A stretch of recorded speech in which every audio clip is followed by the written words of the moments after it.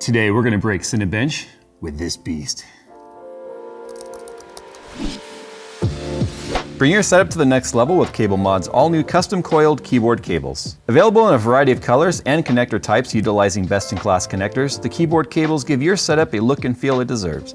To see the complete lineup of custom keyboard cables available from Cable Mod, click the link in the description below. So with all this talk about the Stream Deck or Steam Deck, whatever deck you're talking about, this is the GPD Win Max, which is kind of like a Steam Deck, but not really a Steam Deck, but it is a Steam Deck without being called Steam Deck, because Steam Deck is Steam Deck. Anyway, it is an all-in-one gaming system. So as you can see, it's got thumbsticks on there, it's got your D-pad, it's got your X, Y, A, and B buttons, you got your bumper buttons, your trigger buttons over here.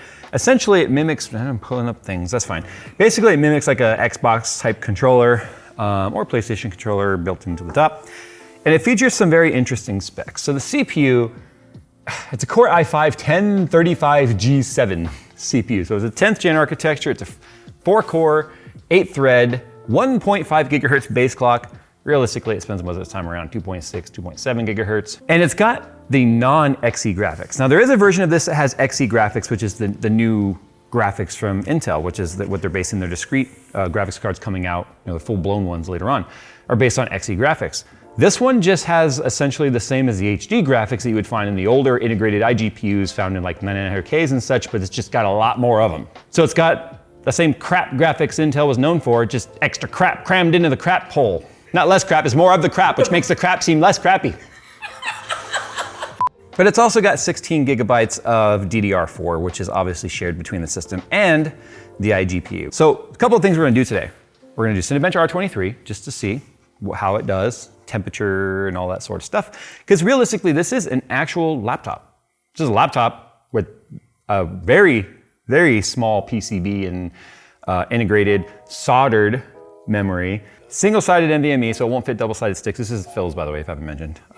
I have absolutely no use for this ever in my life, so that's why I'm just using his for this video. But what we're gonna do today is we're gonna see if repasting this will help, because it is 2 years old. The paste could, with how hot these things get, could absolutely be dried up. We're gonna see if we improve our score at all, and then we'll pull out the old air conditioner mabob and see if we can't chill this thing into a better space. So we're just gonna go ahead and run Cinebench R23 multi-core. Oh, it hit 100C when it was, oh, there it goes. 100C, 73, 100C. Fans are at 100%. Clock's hanging at around 3 gigs. Look at that. It's gonna go bouncing back and forth, but obviously as those temps stay up, and it's gonna continue to probably drop. Although it's just, oh, there it goes. So there's 2.0. Look how much the temps came down with that though. Temp and frequency are directly related. So that's why I'm convinced if we can get this thing nice and chilled, we'll get some pretty decent core clock duration out of this. All right, so that score was a 4060. It's actually not that far behind the 7700K, ironically. Is that more sad about the 7700 or more awesome about this modern laptop? Equally both.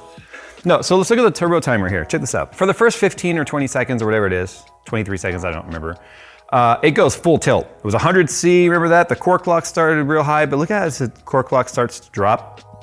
Right as the turbo timer ends, it dropped the clock down to the 1.5 gigahertz, which I showed. And then it started dynamically ramping the clock speed back up to slowly increase the core temp until where it was comfortable at finding that equilibrium between temperature and core clock. But this first bit right here, it's just like, all right, man, let's go. And then it just starts like chipping away at the task. And then finally it's like, how long is this job? I don't know, we should probably slow down until we know a little more about what we're doing. And then it slows down. And then it goes, oh, okay, cool, we're dried off a little bit. We can go ahead and start ramping up, and then it starts working harder, and then that's where it sort of equilibrium's right there. Even though we can't go into the BIOS necessarily and turn off these types of features that we're used to turning off in big motherboards and big, desktop CPUs and stuff, it's this ramp up period right here, and this initial shoot down because of temperature that I'm hoping that a repaste could potentially help with. If not, I think the AC would definitely help with this part right here.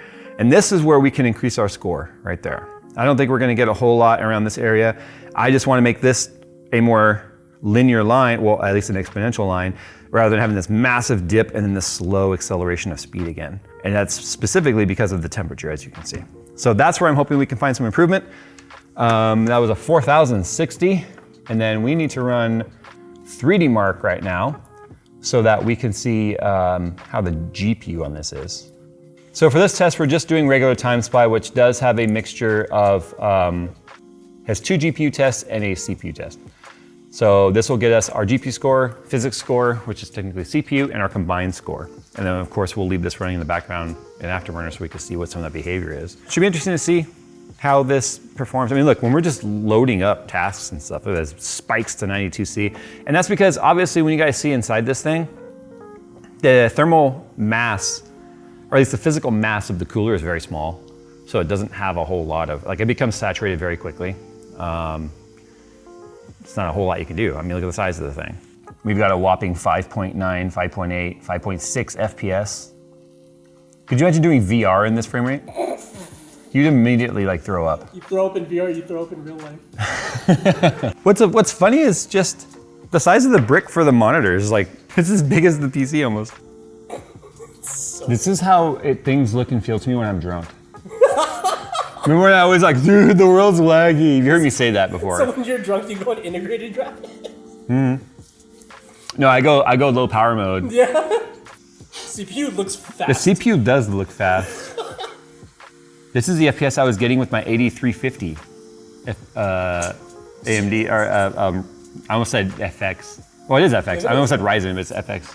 It's very similar FPS to that, yeah. All right, so our combined score,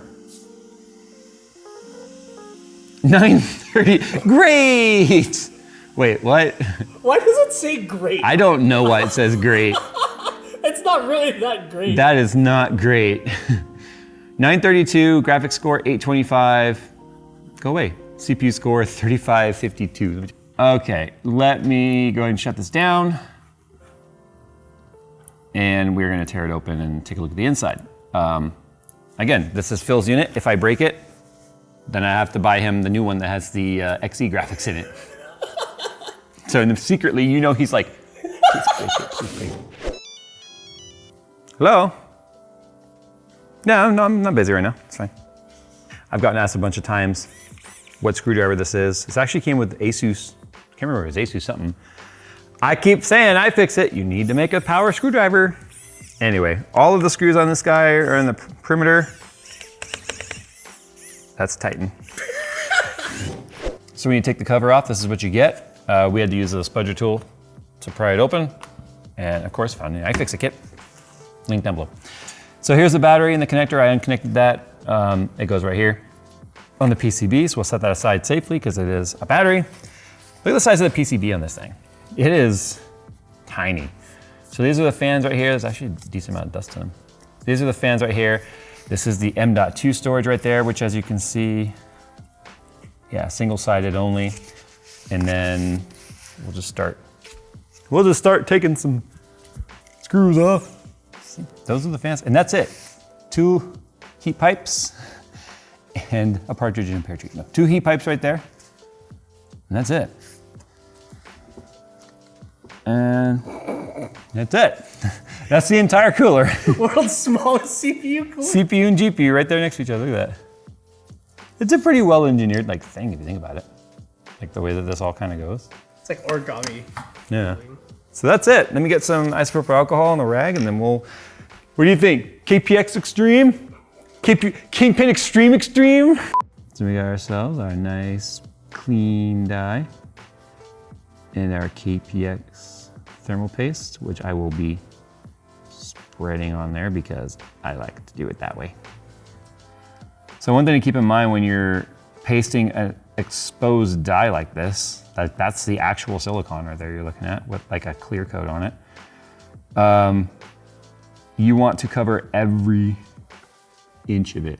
And I can't even say every inch of the straight paste, it's so tiny, but every single visible portion of it, corners and all, need to be covered. And I'm trying to make this as thick as possible because I want the excess to squish out. You get any portion of it that does not have thermal paste touching it, it will just become a hot spot, which will cause throttling.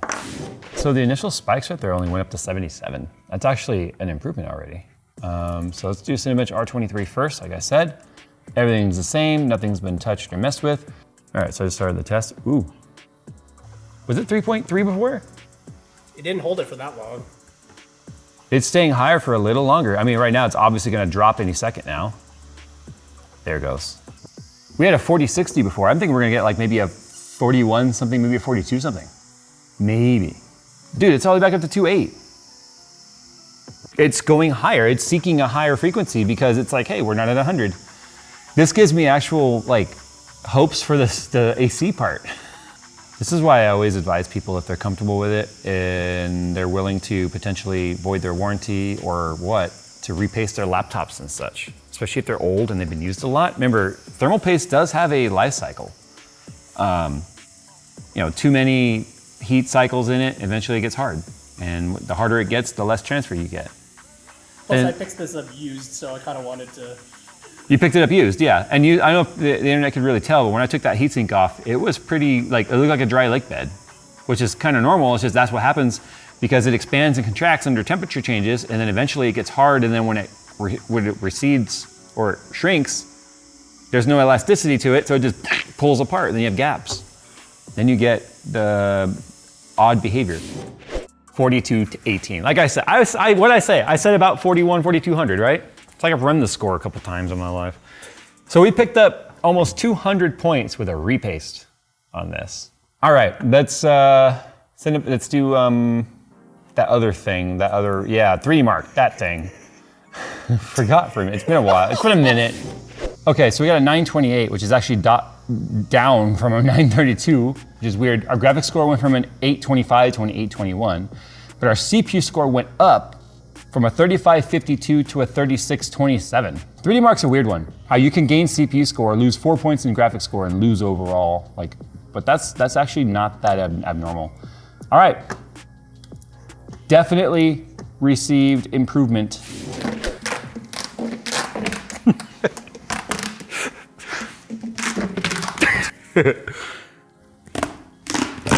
They make pills for that. This is the part where Phil has a realistic chance of getting a replacement unit. It was the natural progression of this whole series. Look at that. It's the coolest gaming system right there. It looks like it's going, it's making the E. This makes me want to like actually create an ACPC. ACPC, FPS, Thunder Jeep. Hey. Wait, why don't we have a? Hold on, it's doing its thing. Oh, is it taking a minute to turn on the display? Yeah. Oh, okay, there it goes. I don't often use 4K displays with handheld laptops. And air conditioners. Air conditioners. Air conditioners. Oh. Oh crap! My password's numbers. So with the cords hanging down, we felt that looked like hair. And the fact that it has eyeballs and teeth and stuff, we felt we needed to name it. And the only appropriate name I could come up with. So 12C is about where we bottomed out right here. I bet you if we let it go for longer, it would actually go lower, especially if I turn the system off. But it's flatlined because his minimum on his chart is 40. So anyway, I also put this foam down here because I thought with the moisture and cold air, I didn't want it to loosen up the tape and have it like fall down. So at least it could fall on some foam if that happens. Okay, let's take a look at our behavior now and see what happens with multi-core. You ready, Phil? 61 degrees, 62, 63. Oh my goodness, like look at that. The computer's confused. That's I know, wait. it's like, wait a minute. Look at the temps just climbing right there. But to such a reasonable number. Just, yeah, dude, like a desktop. flatlined at 33. Look at that. 3.3 all-core is pretty respectable for a computer that fits. Look for that. Okay, there we just saw our first dip. It went down to 32 or 30. It went to 30, then 32 back to 31. The 73. It might also keep it at that clock speed. It should have dropped already. Oh, there it goes. Oh, it only dropped to 2.9. So now I'm thinking we're gonna probably hit 4,300. 4,318. 4638. Wow. We picked up another 400 points by only attaching 12,000 BTUs to it. Yeah, how many? This is burning 1,000 watts of electricity. The entire time. We're spending 1,000 watts of power to cool down 40. No, 30 when it goes long term. So before it dropped down to 11 FPS at the end of the test, we dropped down to 14 this time around. It's touching 13, but it comes right back up to 14. That's going to give us a big improvement in the score. Like just 1 or 2 FPS makes a huge difference in the score, yeah. From 11 to 14 at the end. 939, it so doesn't care. I'm telling you, we've got to get GPU up for that to matter. 4,241, holy shit. And all it took again was a $399 air conditioner to make a $399 computer go a little faster. So I mean, obviously the GPU is not going to benefit from this, like we called out, because and offline testing before we even made this video told us it was already max boosting. So there was nothing to gain, and there's nowhere to control the boost clock on this. Like you can't go into Afterburner in an iGPU like this, and look, we can't, right? We can't do anything with it. It's fully locked, so there's nothing we could do about that. But anyway, this was fun. Phil bought this thing. He's been playing around with it for a while, and I said, hey, let's just do a thing with it today. He wanted to paste it. So I said, we'll make a video about it. It was my idea to put it on the air conditioner, and that was clearly the best idea. So as I said we would do, we went ahead and ran one test where we upped the power limit, long-term limit, from 30 to 40 watts. And this is where Phil was comfortable. He could go higher, but this is as comfortable as he was willing to go. So instead of having it drop down to 30 like we were, it then ran 40 the entire test. So it went from 4,060 to 4,853, so just under 800 points. Just from cooling it and repasting it and then increasing the power limit. Don't do this on your own if you have one, if you're not hooked up to an AC or something, because check this out. We actually had to pull power from the wall. The battery was not, we only pulled 14 watts to 15 watts, but that was power needed above what the battery could supply. So the battery was like, help! The charger was like, I got you, bro. So that's what that was. But look at the clock speed, just the entire time. Look at that, just 3.3 the entire time. So again, I say all you need to cool a $300 or $400 handheld cooling or a gaming system like this is a $400 12,000 BTU air conditioner. What's so hard about that? But you know what, Steve? You did a great job today, buddy. Good job. Don't confuse this with Gamers Nexus Steve. This is Namers Gexus Steve. Not the same. He has better hair.